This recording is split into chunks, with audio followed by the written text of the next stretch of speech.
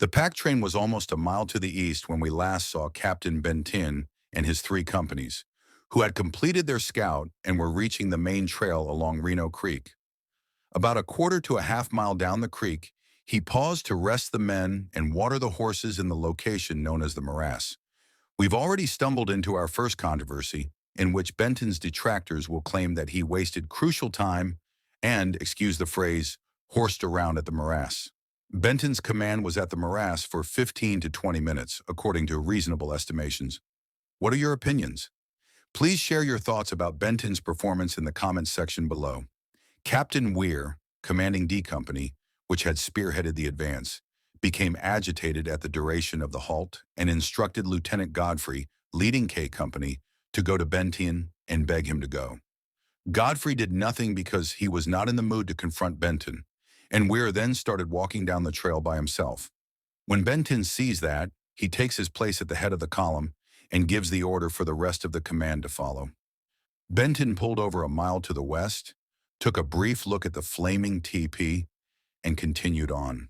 They heard gunfire as the command advanced downstream. Then Daniel Knipe rides by, stating something along the lines of, "They want you up there as quick as you can get there," whether or not Tom Custer has sent an official communication. Private John Martin gallops up ahead and gives Bentin Custer's parting message. His company commanders are shown the memo, but they remain silent. Then Bentin said, "Where is General Custer?" to Martin. The response stated that Major Reno was charging the camp and that it was about 3 miles away. Bentin believed that bringing packs and being fast were mutually exclusive, and he could only accomplish one or the other. After deciding, he said, "I think I had better not wait for the packs if I am going to be of service to him." He then ordered Martin to return to the pack train and instruct Captain McDougal to move the packs quickly. He trotted on downstream until he came to a stop where Reno and Custer had previously split, saying, "Here we have the horns of a dilemma." Bentin and the company commanders had a brief conversation and agreed that Weir would go to the left, toward the river, while the rest of the command would go to the right. They could see several people on the cliffs ahead and fighting in the valley as they continued to ride. However, who was it? Custer? Reno? The Indians? The order to charge forward with Bentin in front was prompted by these sightings, and it was then that he encountered a nearly agitated Major Marcus Reno. Reno yelled, "For heaven's sake, Bentin, hold your command and assist me. Half of my soldiers are gone. We get whipped." Reno didn't know where Custer was, but Bentin showed him the note from Cook. Bentin should have given Reno advice at this time. "So let's get together with him as soon as we can." However, Reno requested they wait for the pack train as his soldiers required extra ammunition. Therefore, any attempt to swiftly provide Custer with support had been halted by Reno, the top officer in that sector and on the field. Bentin, who was currently under Reno's command, ordered Weir and Godfrey to set up skirmish lines, as an officer is expected to do in a defensive scenario. The army could see that most of the warriors were going downstream as the few surviving members of Reno's Valley Force arrived at the bluffs, while other villagers stayed behind to murder and dismember those who were unable to flee during the retreat. Soon after, sounds of what might have been volleys coming from downstream. "Jesus Christ, hear that?" said Lieutenant Varnum to Lieutenant Wallace. "And that?" Lieutenant Godfrey, who was half dead, even mentioned hearing a lot of gunfire. Then he does something that cannot be forgiven. Rather than establishing positive control, he and around a dozen troops returned to the bluffs to locate Lieutenant Hodgson, his aide, dead. Reno located the deceased, retrieved a few personal belongings, and returned to the command, which had been dormant the entire time, during a journey that took roughly 30 minutes. In any case, after Reno got back, he designated Lieutenant Hare as his adjutant and gave him instructions to return and move the packs quickly. Captain Weir on the skirmish line was starting to feel nervous. Weir asked his subordinates, Lieutenant Edgerly and the first sergeant, Michael Martin, who was originally from Dublin, Ireland, if they would be ready to ride forward even if the other companies would not, as the heavy, continuous firing coming from downstream was now lessening. Both subordinates agreed, and Weir approached the recently arriving Reno to talk. Weir rode off alone to the north along the bluffs, following a brief altercation with Reno, who, incidentally, detested the two men. Edgerly mounted D Company and followed Weir out, presuming he had clearance to do so. D Company was placed in a skirmish line by Captain Weir when he arrived at the summit of the hill that bears his name. "That's Custer over there," Weir said, looking off into the distance. In response, one of his sergeants, James Flanagan, a Civil War veteran of Irish descent, said, "Here, Captain, you had better look through the glasses. Those look like Indians to me." After D Company leaves, Captain Bentin believes an order to advance has been given. Thus, he orders companies H, K, and M to rise and go northward as well. At this point, a new skirmish line is established when Captain McDougal arrives with Lieutenant Matthew and the pack train. Reno ought to have seen the issue and taken care of it. Finally, when the pack train arrives, Reno takes action. In order to communicate with Custer, he first sends Lieutenant Hare to Weir with a message. Second, Bentin disregarded the trumpeter's signal to stop and proceeded to Weir Point, where he positioned his troops. When Bentin showed no response, Reno gave the order for the injured, packs, and remaining soldiers to disperse. A group of 6 troops carried the 2 injured individuals in a blanket so they could move on their own. The defense forces could see hundreds of warriors approaching them from Weir Point. Bentin rides back to Reno and persuades him to turn around and go back to the position they just left because he dislikes the defensive position. The 2 companies under French and Edgerly were left exposed and without orders as Bentin quickly headed south and Weir rode back to join Reno and Bentin. Companies D and M's apprehensive troops soon started fighting with the fighters. When McDougal realized that things were getting out of hand, he went up to Bentin and said, "Hey, old man, unless we have a commanding officer here pretty damn soon, what is going to be the outcome of this? We want you to take the initiative in matters since you are the senior captain."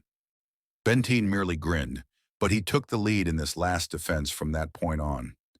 Despite a few blunders, you could say that he prevented the rest of the 7th Cavalry from being destroyed later that day and the following day. When French and Edgerly realized they had been abandoned, they got on horseback and ran south, the warriors after them. After being shot off his horse, one trooper, Vincent Charlie, who was born in Switzerland, was deserted by the command and killed by having a wooden stick or a broken guide on shaft pushed down his throat. Now Company K's commander, Lieutenant Godfrey, had the opportunity to launch a valiant rearguard attack. Despite being viewed by many as indolent and unmilitary, he had led his men well in the Yellowstone campaign and accomplished this at the Washita. Godfrey dismounted his soldiers, commandeered Lieutenant Hare, and sent the number 4s with the horses back to the rest of the command after witnessing the 2 companies galloping by him in chaos. With just about 30 soldiers in total, the unit was divided into 2 platoons and alternated between firing and charging back. Only the threats of Lieutenant Hare and Godfrey were able to keep the peace as the soldiers started to huddle together under the warriors' intense pressure and firepower. The command eventually ran the remaining 100 yards into the relative safety of the 7th's defensive perimeter without suffering any losses. Because of their courage and leadership, the rest of the command was able to sort itself out a little. Lieutenant Hare, who had earlier in the day called himself a bitch from Texas and a fighter, turned out to be just that. It is evident that the Reno-Benteen defensive site is not optimal for defense if you walk its grounds. Because there was no natural cover, the soldiers and townspeople sought shelter by using saddles, dead animals, grain bags, or anything else they could find. Keep in mind that the entire instruction contained just 3 spades. 12 troops had been killed, and 21 more wounded by the time darkness fell on June 25th. All companies, with the exception of Benteen's H Company, had made steps to strengthen their positions and even dig some rifle pits during the night. The Sioux and Cheyenne in the valley, meantime, celebrated their triumph until the combat recommenced at first light. As the battle ceased in the late afternoon of the 26th, the locals burned the grass beside the river, a customary strategy to conceal their movements. The soldiers were able to observe in awe as the communities marched upstream along the Little Bighorn as the afternoon wore on. The command reconnected with some of their compatriots, including Lieutenant DeRudio, who had been hiding in the timber since the unfortunate Reno's charge, and watered their animals that evening. A few brief announcements from the administration. Let me begin by welcoming you to Antietam. Behind me is Burnside's Bridge. Additionally, we will be down to the final 2 or 3 Sioux War episodes. As a sneak peek, we will revisit George Crook, who incidentally led a brigade that attempted to seize the bridge. Brigadier General Samuel Sturgis was also present. In those final few episodes, we'll also return to Sturgis. We will also discuss a contentious commander. Let me consult my notes then. Please pardon me while I finish this. Okay. Once more controversial, this commander was a highly decorated general in the Civil War. This officer and the U.S. president had a public argument.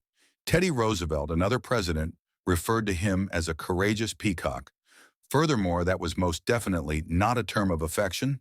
What else? His detractors characterized him as conceited, arrogant, and dogmatic. According to one historian, a significant percentage of the officer corps viewed him with disdain due to his incredibly ugly nature. I'm talking about Nelson Miles, of course, but you were well aware of that. On the afternoon of June 24th, Gibbon and General Terry crossed the Yellowstone. It included the Gatling gun unit, the few surviving Crow scouts, and 4 cavalry and 5 infantry companies. 400 men or so. They came to a halt close to Tulloch's Creek, where a cavalry unit scouted for indications of George Herendeen or the Indians. In the first episode, we talked about Herendeen's mission. The column moved slowly southward the following day because its guide was not familiar with the area. And for some reason, the command came to a stop 1.5 miles north of the meeting point of the Bighorn and Little Bighorn rivers just before midnight on the 26th. Their goal for the day was that. The leadership bumped into 3 of Custer's Crow scouts the following morning, the 27th. Harry Moccasin, the white man, runs him and continues. They explain how only a tiny force remained after the majority of Custer's command was destroyed.